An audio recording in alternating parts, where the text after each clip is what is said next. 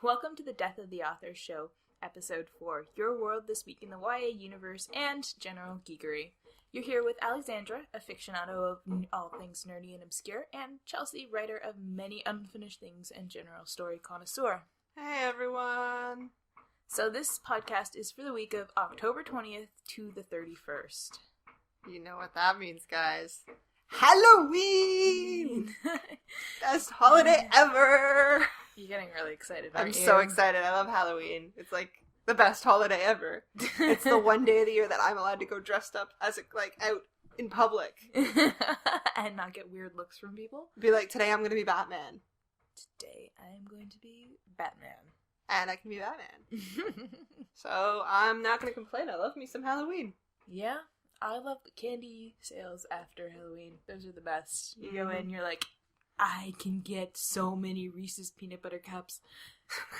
All for so less money. And just go nuts and not feel guilty because you really spent $10. We did a few book-related things this week. We saw the Tahereh, Mafi, and Veronica Roth. It was a book tour for their series. That was a lot of fun. We went to a local chapters. There was a signing. We waited a lot. We actually posted a vlog, and it is up on YouTube. We can link in the description, because I am actually on my editing this week. It was a lot of fun. They were really, really great speakers. They were very interesting to listen to. They had a lot to say about the process of writing and the process of just getting your book published, that kind of stuff. They were a lot of fun to listen to. They had great chemistry. You can also find that at our YouTube channel at www.youtube.com/DoftheA-reviews. So yeah. Then we are going to the Toronto International Book Fair very soon. Woo! This is like the best birthday present ever. Just Toronto decided to hand you one. Yeah. Like, here.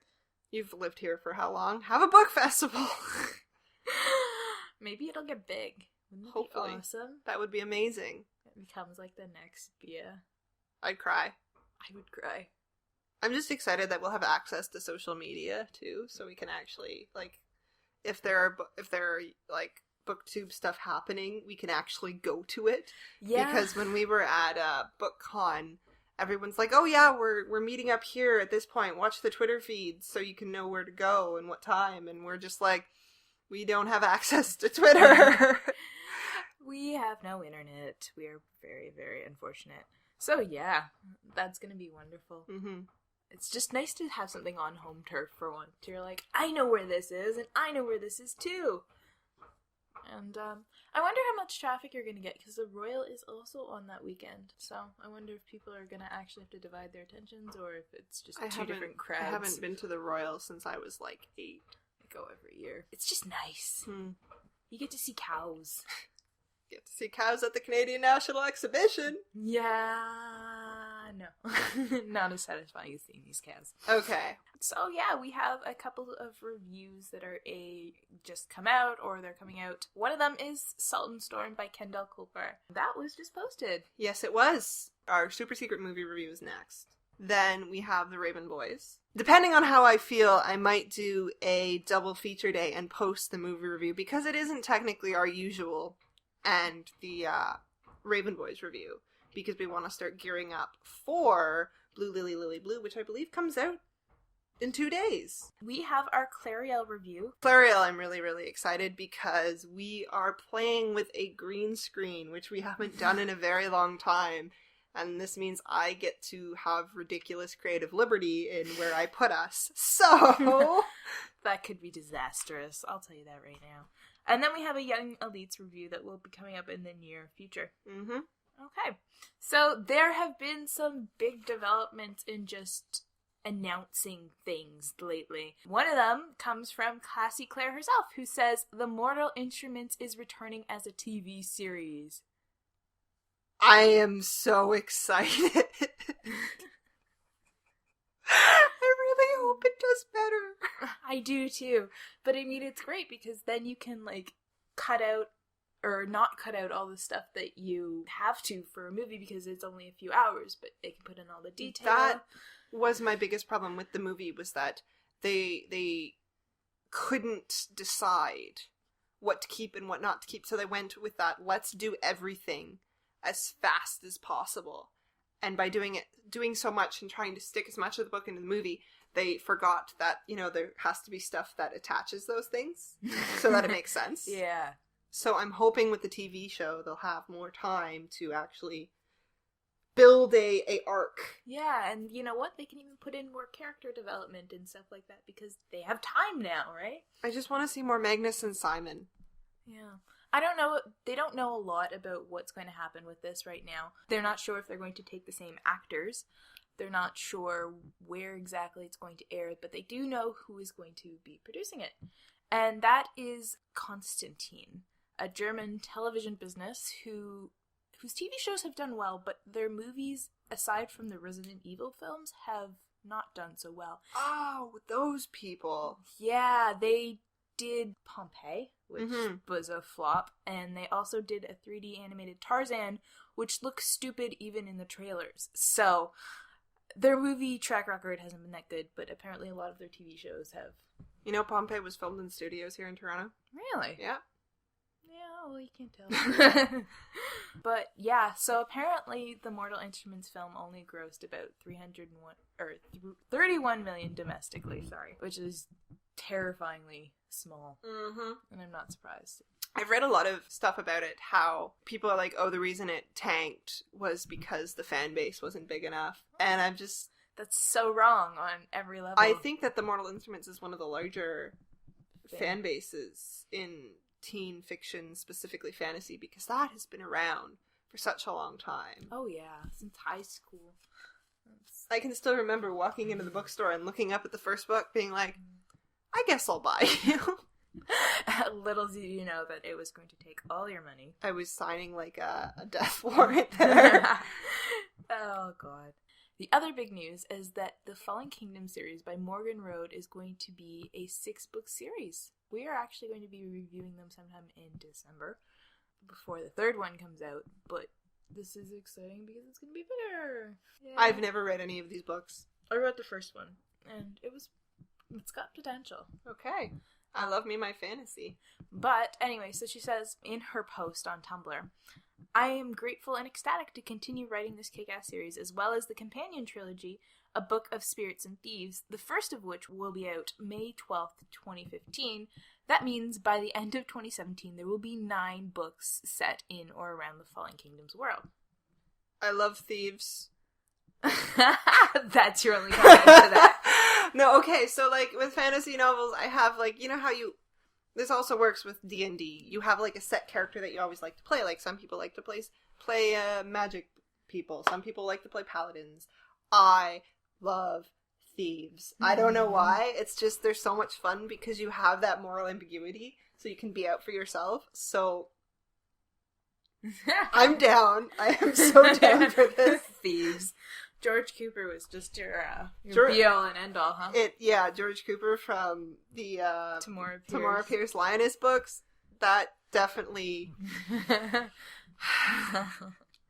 Yeah. I think the characters in the novel that I'm writing are definitely somehow affected by that. Just my love of thieves and thieves guilds and just stuff. Yeah. Alright, so on our release front, on Tuesday, October 28th, we have Compulsion by Martina Boone and Talon by Julie Kagawa. Then, Tuesday, November 4th, we have Forbidden by Kimberly Griffins Little. Mortal Heart by Robin Lefevers. That name's familiar. She did the Grave Mercy books. Okay, that's why is this the third? Yeah, this is the third one. Okay. Then The Retribution of Mara Dreyer by Michelle Hodkin, which I am still reading the first one. There was a book to read along because that one's coming out November 4th. In August, you were supposed to read the first one. In October, you were supposed to read the second one. I fell behind because I have so much stuff, but from what I've read, that book, like the first one, oh my goodness, it is so much fun. It is so dark. Oh, but gosh. It's so good. Like, definitely recommend it. I need to finish it, but you should read it. It's amazing. Okay. Alright, so, Our featured book is Talon by Julie Kagawa. Long ago, dragons were hunted to near extinction by the Order of St. George, a legendary society of dragon slayers. Hiding in human form and growing their numbers in secret, the dragons of Talon have become stronger and cunning. They've positioned to take over the world with humans none the wiser. Ember and Dante Hill are dragons trained to infiltrate society, but a rogue dragon will soon challenge everything Ember has been taught. As Ember struggles to accept her future, she and her brother are hunted by the Order of St. George. Soldier Garrett Xavier Sebastian, while that is a name, has a mission to seek and destroy all dragons, and Talon's newest recruits in particular. But he cannot kill unless he is certain he has found his prey, and nothing is certain about Ember Hill. Faced with Ember's bravery, confidence, and all too human desires, Garrett begins to question everything that the Order has ingrained in him, and what he might be willing to give up to find the truth about dragons. This kind of makes me think of Romeo and Juliet. With dragons? With dragons. Yeah, I can kind of see that. And I like the fact that it's the Order of St. George. Yeah. That makes me happy. That's clever. That makes a lot of sense. And also sidebar, why is Dante becoming a popular name again? I don't know. I've come across it a lot more, and I mean, I remember during the whole, emo scene back in the day, Lord. Dante was a popular name because, he was the poet who went to hell. Yeah. The only character I can think of really in the back of my mind that's got a name Dante was from the Clerks movie. Mm-hmm. That's the first time I've ever encountered that name, and I liked it there. Mm-hmm. But you're right, it has become a much more popular name than it is. Synonymous with, dark. Yes, brooding. Yeah. Introverts, yeah. Chasing after the one ideal woman. Oh my god. Yes, I am reading into the poem. That was Clerks, too. Well, if we're going to talk about Clerks briefly, he is trapped in his own personal hell. He's at work on the day that he wasn't supposed to be there, and he has to navigate through the layers of that day as it just gets worse and worse and worse as everything goes wrong. Yeah, so it makes a lot of sense. There you go. Clerks is a divine comedy narrative. Bam! Who would have saw that from Kevin Smith? Actually, I like Kevin Smith. I do like Kevin Smith. He's just, yeah. I love, what's it called? The one with, Dogma. I love Dogma. I haven't seen that yet. Okay, we have to watch Dogma at some point. Clerks 2 was good. It wasn't as good as Clerks 1. Clerks 1 has a mystique about it that if you've worked in retail, you get it. Yeah, I agree. Okay, so our main discussion for this week is kind of a little different. It's called You Can't Say That to Children. And I find myself uttering this more, and then I stop and I think about it and I'm like, no, I'm totally wrong. And then I move on with my life. But I've just been reading, I guess, more dark fiction these days, and I'm kind of just, shocked at what I'm reading. It's definitely really, really popular. I would probably argue that the current wave that we're going through, we're leaving dystopian behind, and we're going for more of a dark fantasy thing, and that's... When you think about it, it's not too much of a jump, because a lot of dark fantasy is kind of very dystopian. Yeah.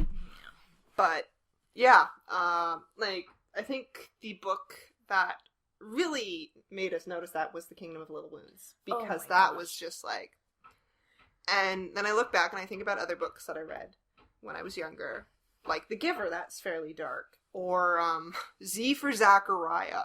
Holy crap, that book terrified me. But definitely... the type of darkness is different now. I agree with that. We're so focused on monster boyfriends. Yeah. Well, I think the one thing that just made me... I actually had to stop, and I won't kind of mention what book this is because it's a spoiler, but I was reading this one book, and I got to this point where this one character tortures another character to death. Mm-hmm. And I couldn't read anymore. I was just, so stressed out that I had to put it down and be like, I can't read this and go back to work. I need to, put this down. I'm gonna go over to Lev Grossman because somehow he's become my pillar of sanity. And I will be back later.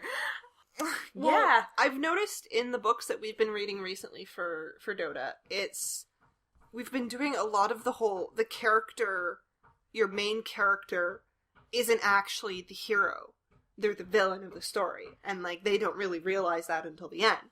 Like, we knew that going into Clariel, that was going to be a deal, because the whole idea is Clariel is Clore of the Mask. She's going to become Clore of the Mask. So you know that she's not going to end up sunshine and rainbows. And then she kind of does. And then if you can even take it back further to when we were reading the Magisterium, where they were doing that play on kind of the hero's journey thing. Why are we so focused on villains? I don't know. And I was listening to a podcast that pointed out that it's not, well, it's kind of literature, but it's also TV shows. Like, there's been a rise of very dark, bleak TV shows. Like, I would argue Game of Thrones. They were talking about, I think, The Wire. They were talking about The Sopranos being, like, the first one, and then everything else kind of just took off from there. Hannibal. Yeah, right? Like, Dexter. Hannibal and Dexter, you are aligned with serial killers. Yeah, right? Like, there's just so much dark stuff, and then you go over and you look at music, which they pointed out, and music is just all, like, happy, everything is fine, love. Everything is awesome. Like, there's literally a song on the top charts right now that's called Happy. 'Cause I'm happy. But it's, yeah, like, definitely there are trends right now of dark stuff. And dark stuff has always been something that I love. Like, when I read Sabriel and I discovered this whole, like, dark fantasy, you know, you can have a character who isn't, like, your blonde-haired, blue-eyed, chosen one. I really, really liked that as a kid because, first off, being a female and having all these chosen ones always being like these boys where the female character is the love interest, to find that there's something different, that was really great for me because I could find myself relating to other characters because they weren't just, like, cardboard cutouts of values. I think that was poison for me. But it's gotten to the point where I'm starting to miss that because we're so oversaturated with anti-heroes that they don't affect me as much as before. I have to agree with that, but I'm also kind of scared, too, to kind of go the other direction a little bit, because I'm like, this almost feels really real and very honest, and I almost feel that that's not, but that's what I want anyways, right, is to go back a little bit. I don't want cardboard cutouts, that's not what you're saying, and that's not what I'm saying, but I kind of want something that's not absolutely tortured. Yeah, like, I agree. We've gotten to the point where it's just like, if your hero doesn't have some kind of, like, Batman level, I watched my parents get shot in front of me in an alley, then what good are they? Yeah. And even with, like, I love the Descent narratives. Like, I love the whole watching a person make choices and their choices coming back to bite them in the ass. Because that's very real to me. Because when you make decisions, they are going to affect your life, and you're not always going to be able to make the right decision. But they almost, at this point in these narratives, it just feels like you are forcing your character. If they're going to start making bad decisions, they're always going to make bad decisions. Like, there's no light anywhere in the story. Yeah, it's just, you go deeper and deeper and deeper, and you just keep digging yourself into a hole no matter what. But, I mean, there are narratives where the main character is an anti-hero, and they still do. Like, they're still relatable in a way, or you still like them. Like, I would argue with, like, the Cabal stories, he's still likable. He's not Clariel. Yeah, where she just digs herself a hole. But, yeah, so, I mean, where is this coming from? And I don't believe in, like, censorship, like, to be like, hey, you can't say that to children, but there are a whole bunch of people who are, like, looking at these books and are going, you can't say that to children. Well, I remember when an example, The Fault in Our Stars, came out, people were like, oh, you know, the romanticized disease narrative is unhealthy for children. Or, you know, the whole paranormal romance thing is unhealthy for children. But you know what? Funny things like that is that there have been stories like that out for so much longer. The Fault in Our Stars has just been the first big one in a long, long time. Like, there's that whole, like, Lorleen McDaniels! Oh, God. Just every one of her books is exactly the same. Well, not the same, but, like, kind of the same. Similar to Fault in Our Stars, where you have some kind of terminal illness and it gets romanticized, and yeah, right? But So you sent me 2 articles, and one of them has Young Adult Fiction Become Too Dark by Mary Elizabeth Williams. It's a response to an article by critic Megan Cox-Gurdon, and she was arguing how teen fiction has become so dark, and it's unhealthy for children. And what this article, one of the main points, is that people are forever holding the dregs of the present literature, like teen books, like looking in the teen section and pulling things out like Twilight, and comparing them to the best of the past. Because when you think of teen books from the past, you think of like Judy Blume, or you think of the Holden Caulfield book, Catcher in the Rye. or maybe like the Babysitter series if you're going back that far. But The things that have stood the test of time that people still come back and read. And you're looking at all the books in the section now, and you're kind of... there are books out now that in 20 years... nobody's gonna know about. yes, they're just going to disappear, but there are books that are probably going to stay around, like The Fault in Our Stars, Harry Potter. Yeah, and the thing is that our literature is going to evolve too, right? And so half the dark stuff, like you're kind of saying, is going to be out the window, and then we might keep 1 or 2 of those, right? So it's like, but I don't even remember reading Judy Blume as a kid. I never read Judy Blume as a kid. Yeah, so I like the stuff that they're harkening back to as like the golden age of teen literature, whatever you want to call it, is just not even relevant to me. That's not what I read as a kid. It's not my golden age. It might be her golden age. And that's not to say that there weren't dark stuff, because the article also points out that V.C. Andrews is Flowers in the Attic. is just absolutely trashy and absolutely just ridiculous in its plot and themes and everything, but somehow that's still around. And then she says, "Let me further assure you, an entire generation of women managed to devour the Flowers in the Attic series without having sex with their brothers." Like, so to say that these books are going to influence kids into, I don't know, thinking that incest is normal or whatever, or is just completely ridiculous. It's like blaming video games for violence in kids, or... I was going through the comments in the article, and somebody else made a really, really good point, that the teen fiction genre is a fairly new concept. Like, there was no young adult fiction, there were just books. There were picture kid books, and then there were books. When she was younger, she was reading books that were marketed to adults now. Like, they would be adult books. And so she was coming in contact with a lot of concepts and themes that the people who are making these arguments now would be like, oh, you don't want your kids to read that. Then they also point out, too, that in fairy tale books... oh, yeah. Like, you've got kids with poison apples and corsets that strangle you to death, and murder and suicide and thieves and people with their hands cut off, if you're actually going into all of those lovely, lovely fairy tales. But they're all out there, too, so at what point can you tell a child that that's too dark, right? Like, I think for censorship for children, you can't really blanket it, and that's what the main problem is, because it's just like, oh, teens shouldn't be reading this. There are definitely some books that I was reading when I was younger that other people I know wouldn't have been able to get through because it would have made them uncomfortable. And there are definitely books that other people were reading that I was just, I couldn't do it. So you kind of almost advocate a self-censorship, right? Basically. Like, you kind of do it naturally. You're like, this doesn't speak to me. I can't deal with this. So I'm going to push it to the side. And that doesn't mean that no one else should touch it. Like, I'm not advocating that because I didn't like The Giver, because it scared the crap out of me when I was a kid, that I wouldn't be like, oh, I would recommend don't read it because I didn't like it, but I wouldn't be like, you can't read that book. Yeah, right. So that's an interesting idea that nobody's kind of ever really voiced, I think, is the fact that you kind of censor yourself, especially as a kid. You're like, this is scaring the crap out of me. I'm going to put this book down. So yeah, that was kind of our discussion on you can't say that to children.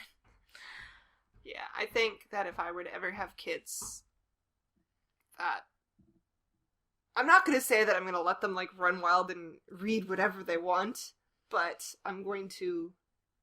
I would give them everything I've read. I would just kind of maybe time it out a little bit, right? So by the time they hit 15, they can read whatever the hell they want. Because it really depends on the kid.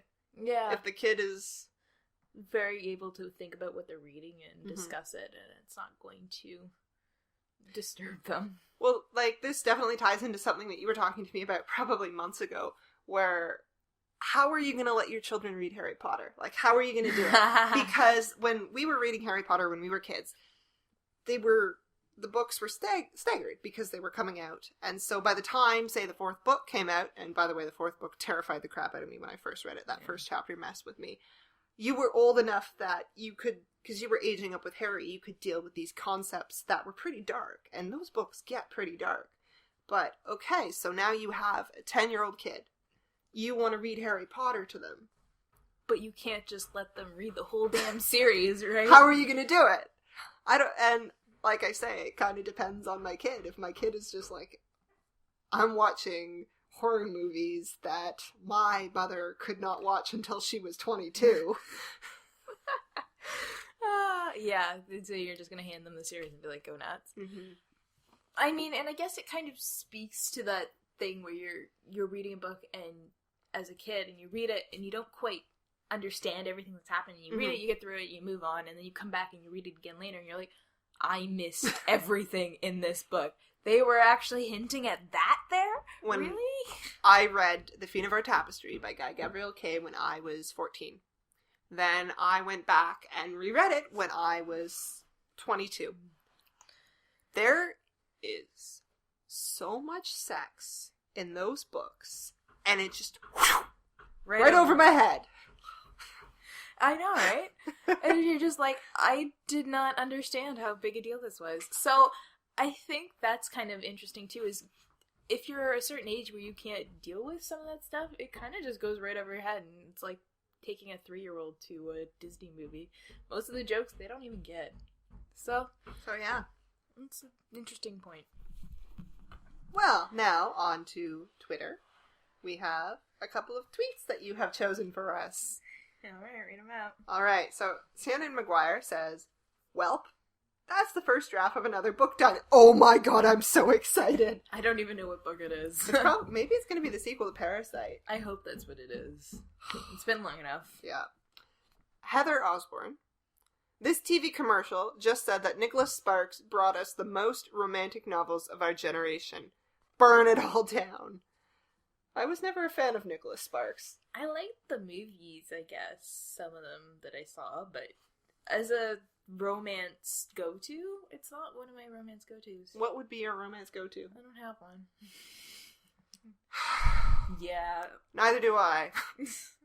I have books with some good romance in them, but there's no, I'm never I need to read a romance novel. I guess I would say Pride and Prejudice.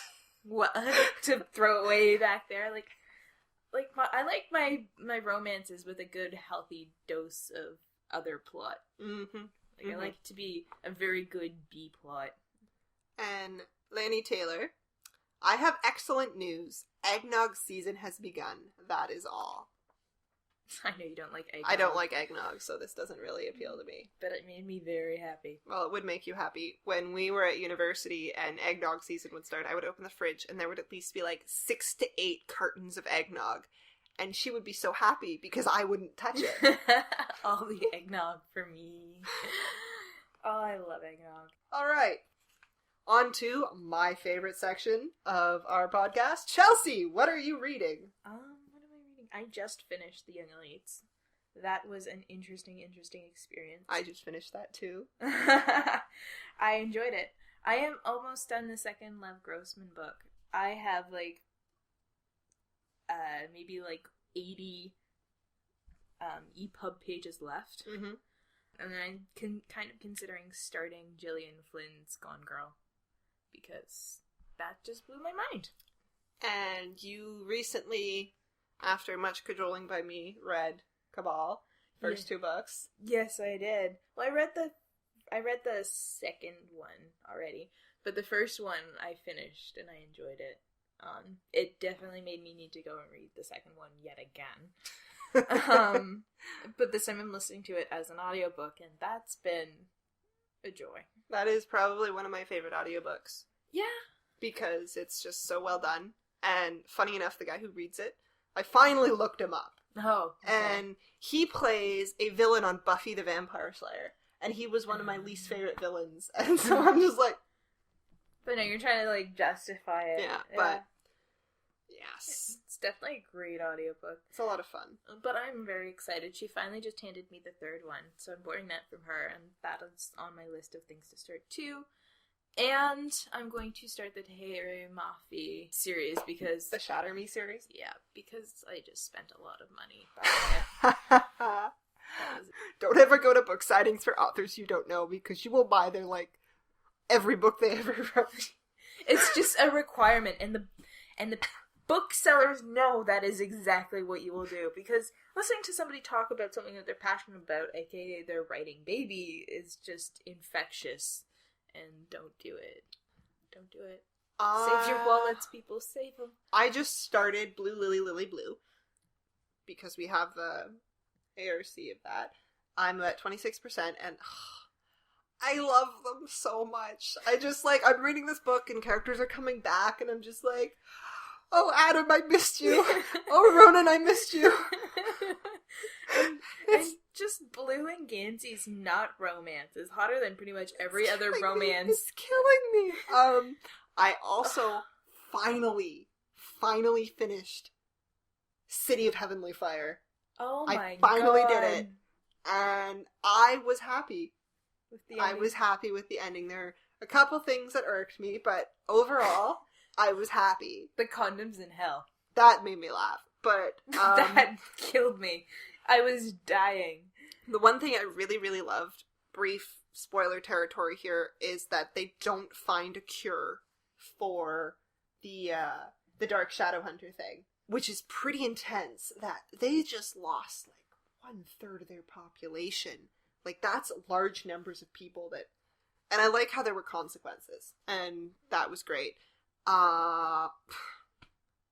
It was the Simon story that kind of me the most, but I love them all, and I'm going to miss those characters so much. I was on Tumblr, and someone had posted a picture of fan art of Magnus and Alec with a little kid, and it's like, I always pictured Magnus and Alec adopting a warlock baby, and and Cassandra Clare commented on it, and she's like, yep, there's going to be a Magnus Alec kid that they adopt, and that just like melted my heart into a puddle.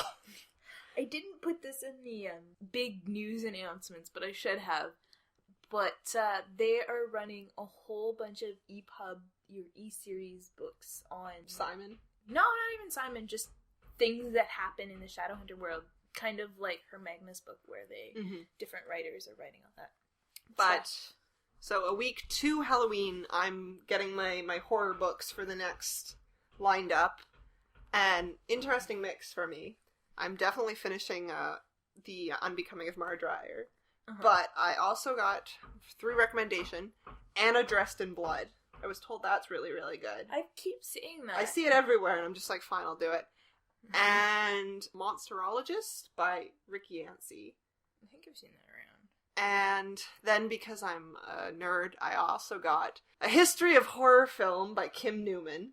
Okay. And Kim Newman, I absolutely love his Moriarty stories, but he's also a film, theorist, and I'm just like, this is great. So, it's like this huge, thick book on horror film theory, which is, like, my favorite. You're just pretending you're back in university, aren't you? And then on the same line, I got David Cronenberg's autobiography. Of course you did. And finally, I'm going to be reading The Lies of Locke Lamora by Scott Lynch. When we were at the signing, we were looking at the shelves and looking at those books, and Chelsea pulled out the third one, and I'm just like, I have the first two, and I haven't read it yet. And they're about thieves! So, yeah. Woo! You have to tell me what that is. I will. They looked really interesting. They were the political-esque. Yeah, those sounded great. So yeah, and they were pretty. Yeah, I'm pumped for that. So that's what I'm going to be reading. That's a long list. I know, and mix in all my Dota reading. That's going to be fun. We've got a double read coming up soon for Morgan Roads. So 1 and 2, and I'm going to have to probably reread one, so. Yeah. All right. Well, that has been our podcast for this week, episode 4. You can find us on the internet everywhere. We're on Twitter at D of the A Reviews. We are also on YouTube at D of the A Reviews. And our website is www.dofthea.com. Yes. We will see you guys in another 2 weeks for our podcast. And if you like our stuff, check us out, subscribe to our channels. We are also on SoundCloud, Death of the Author Show. So yeah, see you guys. Have a great day.